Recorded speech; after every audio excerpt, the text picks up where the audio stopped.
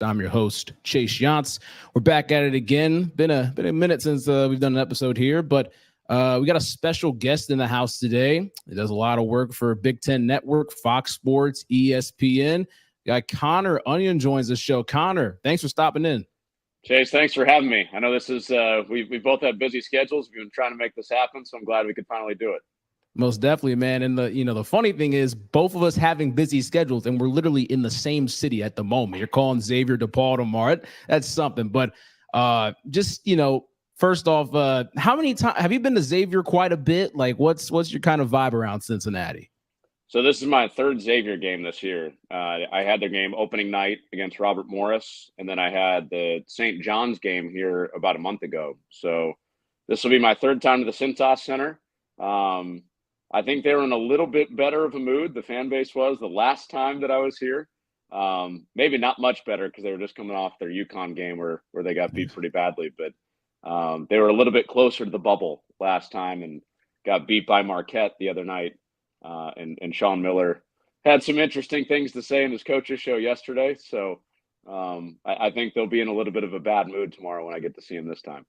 Yeah, hopefully with the bad mood, they start to get some steam off and play a little better against the Blue Demons up there at DePaul. So, but yeah, Connor to be on the call there. DePaul versus Xavier. Can't wait to watch that one.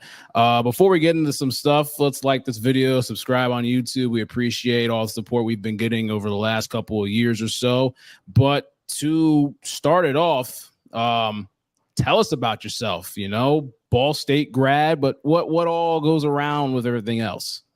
Yeah, so I was at Ball State for 3.5 years, I guess it's really like 3 3/4 a year of college, because I left a little bit early to do minor league baseball the spring of my senior year.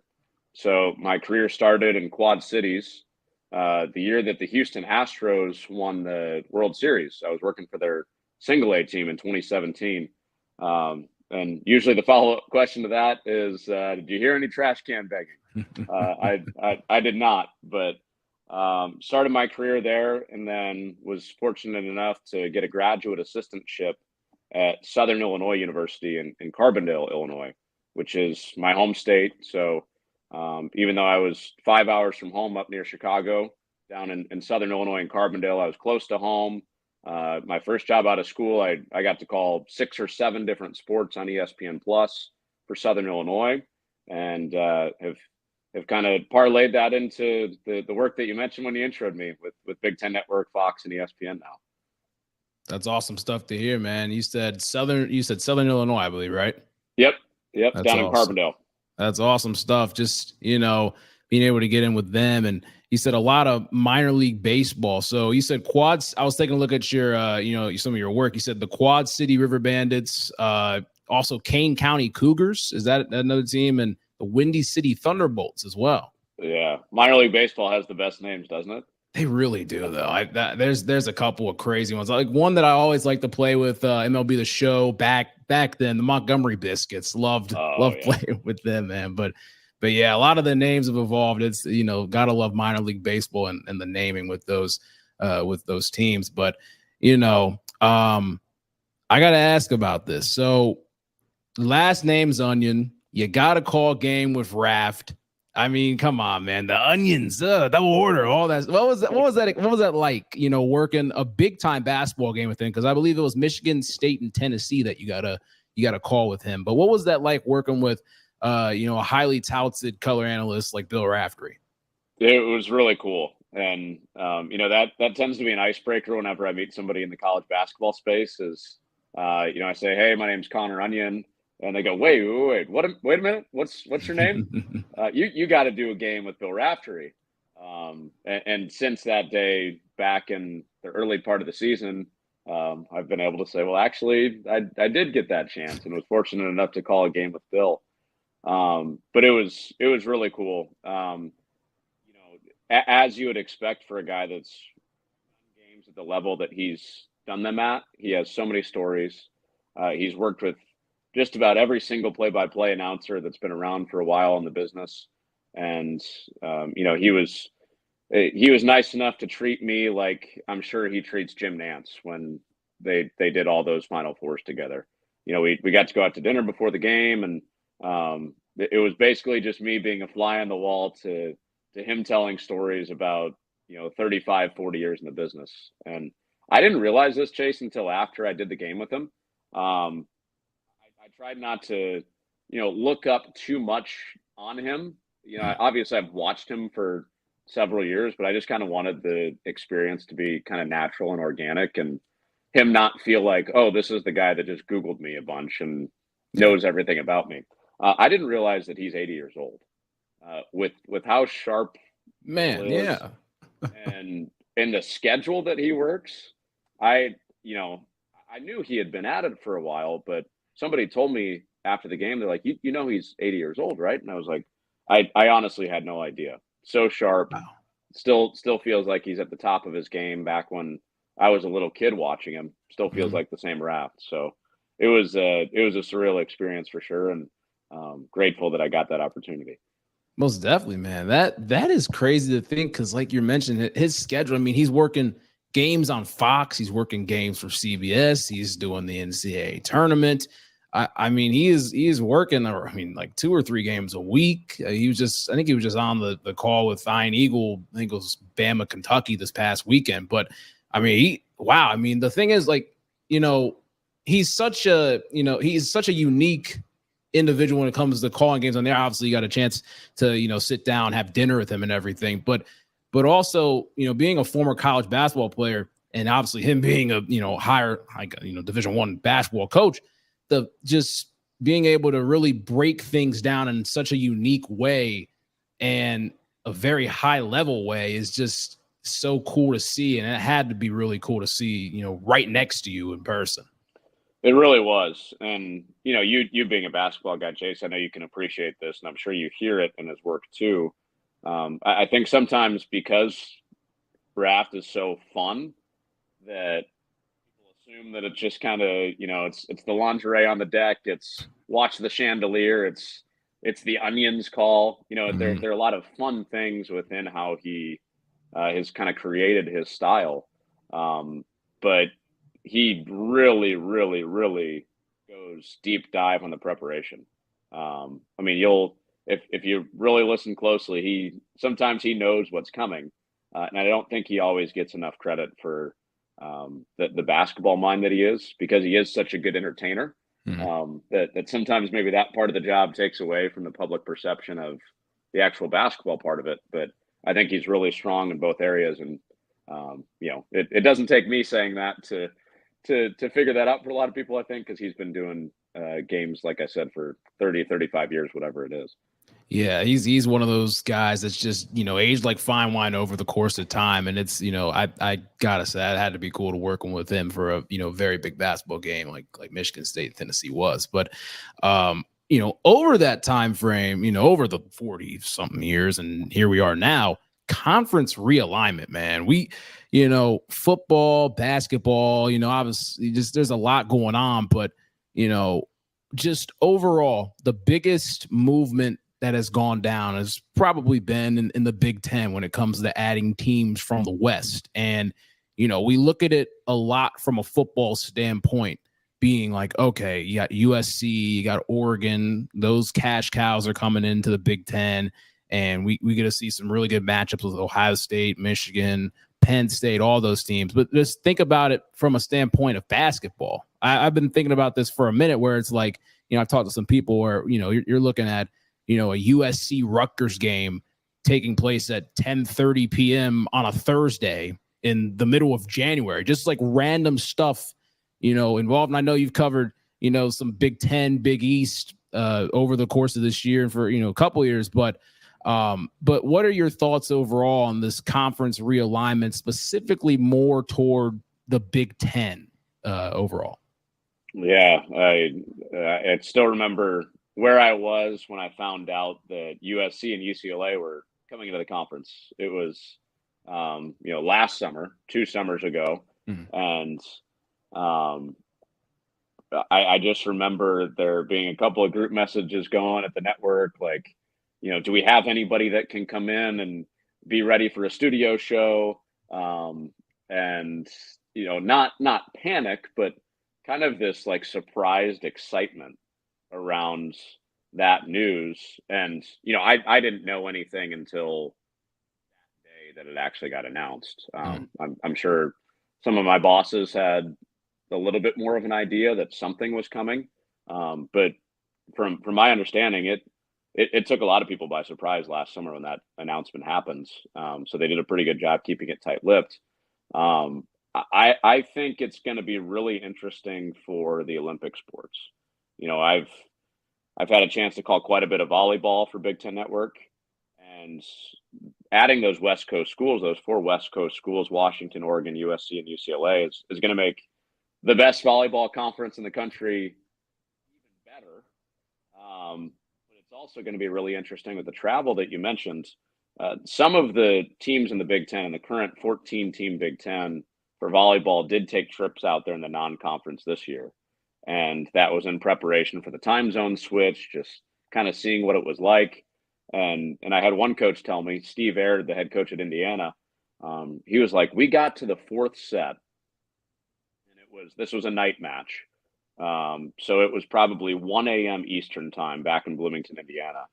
And he was like, it just seemed like my team got unplugged. We played really well for 3 sets, and then all of a sudden we lost the next set, or I can't remember if it went to a 5th set, but it was 1 a.m. their local time, and that was basically the end of the match, and they lost.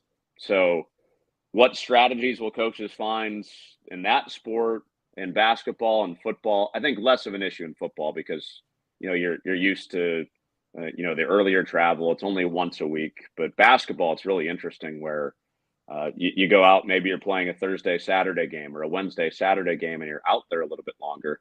I think by the time that you get adapted, and vice versa, when you go West Coast to the East Coast, by the time you get adapted, the trip's over and the games might be done, and who knows, you might be 0-2 at that point. So it's really, really fascinating to see what directors of operations and what head coaches figure out as far as the travel plans and how to best mitigate what is a very, very real thing. I know it's gotten talked about a lot, but it's very, very real and will impact what actually happens on the field and the court. Most definitely. And, when you were talking about how, what are some of, your guys' managers, bosses and everything, when it came to having a realignment, you're thinking like, this is a lot, but this is a new thing that hasn't, I'm not going to say hasn't really been done, but it hasn't really been done on the college level, to say the least, when it comes to an actual conference. This is going to be a weekly thing when it comes to, a West Coast team playing an East Coast team at 10 o'clock at night, or, like you were mentioning in all the Olympic sports, when it, it comes to volleyball, when it comes to, I know baseball is coming in the Olympics in a couple of years, but, just overall, it's going to be very fascinating to see what happens when it comes to conference realignment, especially in the Big Ten, a conference that used to just be in the Midwest now stretches far beyond the East and the West and even as far north as possible. So very excited to see how all that plays out. But, let's go to the hardwood. All right.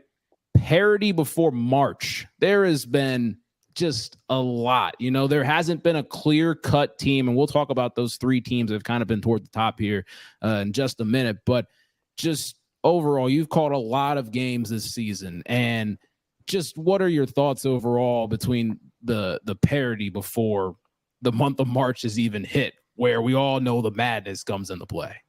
Yeah, I'm really fascinated, as I am every year, to see how the tournament plays out. I don't know if it'll be quite as wild as what we got last year with, this could be an old takes exposed at some point, but I just feel like how it's set up, and I don't want to jump the gun here on what you want to talk about with the potential 3-1 seeds. But with UConn and Houston as near locks, I'd say at this point, with a couple weeks to go from Selection Sunday, as near locks for a 1 seed, and where they're going to be placed regionally, I have a really hard time that with UConn likely going to the East, Purdue likely going through Indianapolis and Detroit in the Midwest, and then Houston probably going through the South with their regional, that those 3 teams aren't going to make a deep run. I know there is parity. I know the 8-9, whoever they're going to play in that, if they do get past the 16 seed, it's not going to be easy to get out of that first weekend. But with UConn, with Purdue, I think is going to be so hungry because of what happened last year. They're going after the Virginia story. I have a hard time believing that that's going to happen again.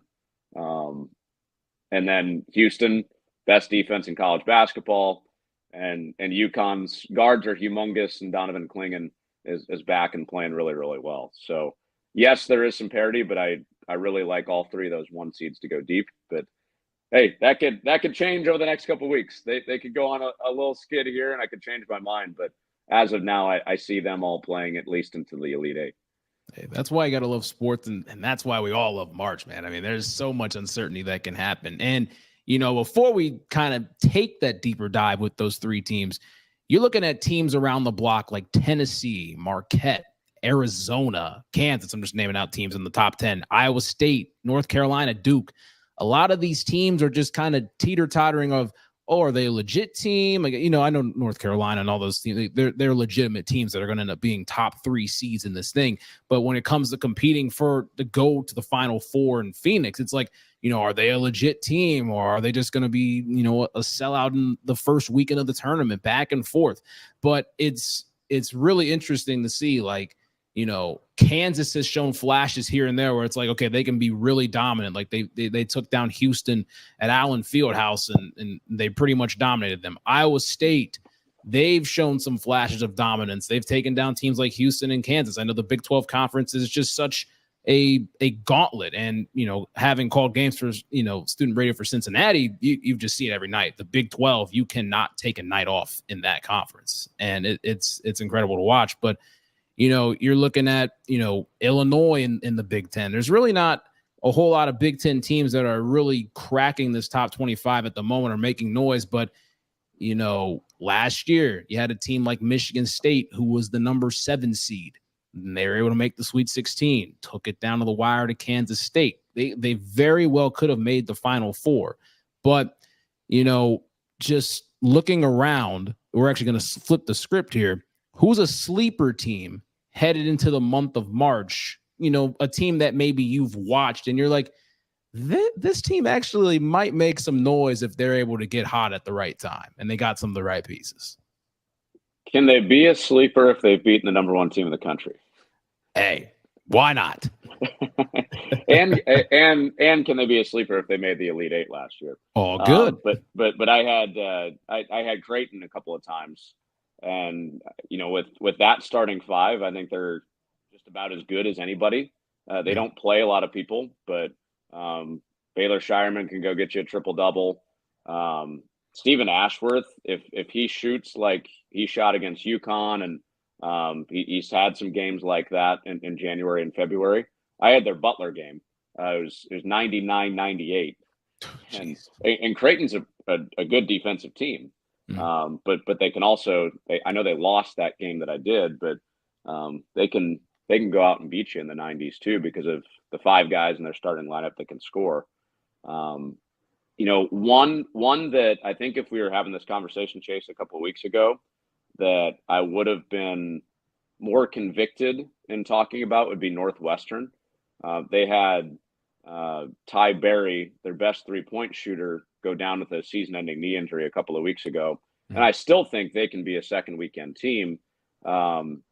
They've come together and played really well, even with Ty Berry injured. It's just how the legs be affected, because they're playing some guys that haven't been playing all year. The rotation was already pretty tight, but they've got a guy named Boo Buie that is like perfect to headline the One Shining Moment video at the end of the NCAA tournament. Big shot maker. They have a win against Purdue.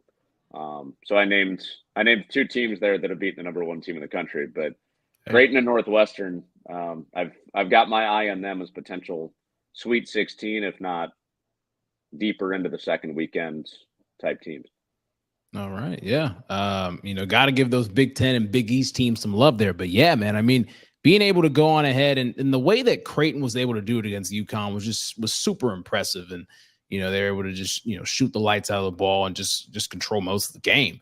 the entire game. And, Northwestern, again, very fascinating story. Boo Boo. I mean, like you mentioned, man, he might be in that one shining moment video, man, if they're able to get hot and get this thing going. Northwestern, a program who hasn't really had any tournament success over the course of their history. They just made the tournament for the first time like 6-7 years ago, and they were able to, crack in there and get in the field of 64 or 68 at that point. But exciting to see. But we'll go back to these top teams right now. As we're recording this, Houston's playing my Cincinnati Bearcats, but Houston, Purdue, UConn. If you had to pick one right now, I know Houston is number one technically at the moment, but if you had to pick one at the moment, who would you say is the best team in college basketball today?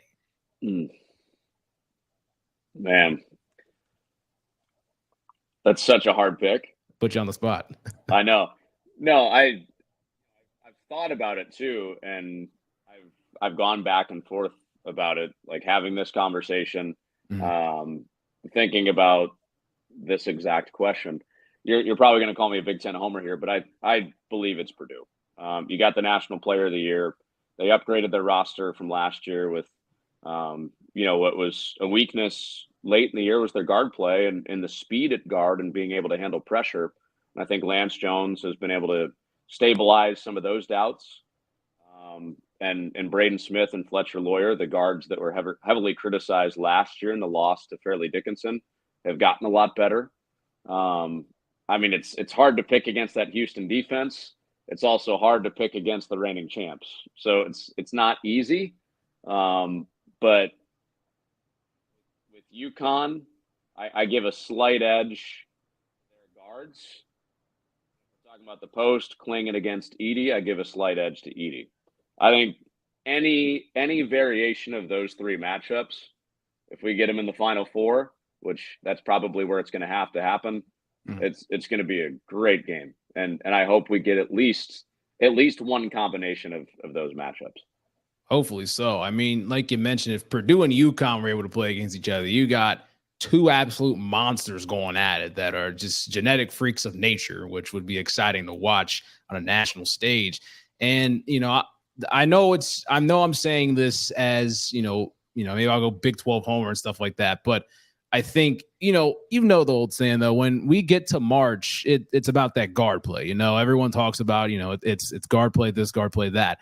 And I do agree. Purdue has definitely gotten better at their guard play. They've gotten older. That's a big thing. Braden Smith, fantastic guard. Also, I think he's from Indiana as well. I forget which high school he went to, but he's Westfield. Westfield. I got a friend, Ben Connors, who's from that Westfield area. So I knocked on that one. But yeah, I mean, you got, Purdue with their guard play has gotten better in Zach Edey, and then UConn, like you mentioned, they're a big team overall, but the way Houston's able to play defense and those guys on offense, LJ Cryer and Jamal Shedd, I really enjoy watching Jamal Shedd have the basketball in his hands and even, play defense and everything. So I'm just excited to see what those guys have. And it's been really underrated how well Houston has been over the last 4 or 5 years, ever since I believe it was the 2017-18 March Madness. I believe Jordan Poole hit a game winner on Houston, and they were going, they were able to advance. They went to the national championship that year,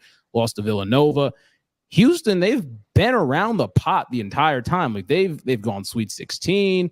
Obviously March Madness got canceled because of COVID. They go to the Final Four in 2021 in Indianapolis. They've just been around, and I think they're going to break through as well. But I'm just excited to see if, again, like you mentioned, if we have a combination of really just one of those three matchups when it comes down in Phoenix. But I don't want to hijack your segment here, Chase. But I got a question for you. Yeah. Jamal Shedd, Zach Edey, Jonathan Klingon. You pick one to start your team with.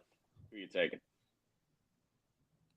Zach Edey. I'd build around him. I would probably, you know what I'm saying? I would build around the big man and get some good guards in there. They're able to attack the paint. But hey, we got a 7'3" guy inside to throw it into. So I would probably say Zach Edey. But I mean, again, I could rave about Jamal Shedd all day and all night. But being such a good physical guard that can handle the basketball. But I'd have to go Zach Edey on that one. Just saying. I'm with you. And that's why I gave the slight edge to Purdue. And that, yeah, and that's all valid right there. Just And again, it's probably a little recency bias watching Houston play. That they had that exciting game against Baylor on Saturday. I thought Baylor was going to get them though. They played I think Saturday afternoon, but that was an exciting one to watch. But hey, before we get on out of here, I want to ask. So which games or which teams have you covered the most this year? I know you've been doing a lot of Big Ten, Big East, but have you kept track of like who you've called the most this year? Off the top of my head, Illinois, I've had quite a bit. I've had Northwestern a decent amount. Nebraska a few times.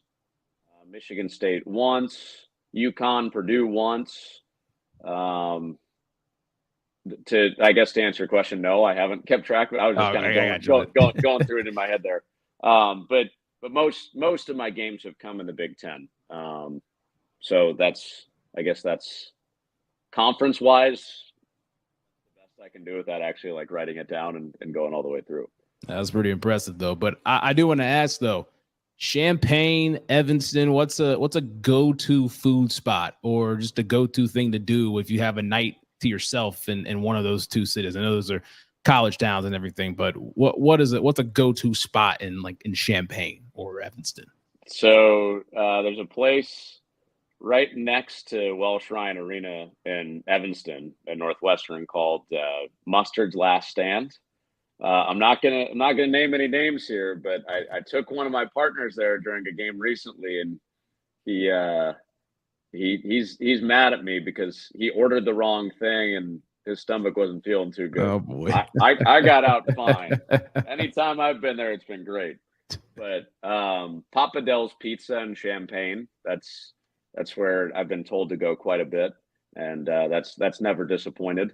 The thing with both Champaign and Evanston, I live in Chicago, so sometimes Champaign is a day trip, and Evanston is almost always a day trip. So I don't get to spend the night in Evanston because I'm going home after. But Champaign, sometimes I'll stay, and usually a trip to Papa Del's is in order. Okay, cool. And again, Illinois is not really a place I've hit up a whole lot. But one more time, deep dish pizza, man. Like, is it legit? Do you like it? Is it, what are your thoughts on deep dish though? Because I had it one time when I was in Chicago for a game. But what are your thoughts on deep dish? Did you like it? What do you think? I did like it. Yes, I did like it. Mm-hmm. Okay, we can get along then because cool. I don't like the deep dish slander. I know it takes like being in the mood for it, and it's more of a pie than a pizza. But yeah, on the right night and at the right place. I'm a Giordano's guy, so if you're ever rolling through Chicago, we'll get you some Giordano's. Okay, you've already had it. So. Yep, that's what we had. And it was it did hit after a long game, so I will say. But yeah, I've obviously heard slander about deep dish. I've heard good things, but I obviously had to ask a guy who lives in Chicago about deep dish pizza. So that's a good thing there. But man, Connor, I appreciate you coming on, man. This is really fun. Yeah, thanks for having me, Chase. Appreciate it. Most definitely, man. Guys, if you could like this video, subscribe to us on YouTube, and we'll see you guys next time. You guys can catch Connor calling the DePaul Xavier men's basketball game Wednesday night. See you guys.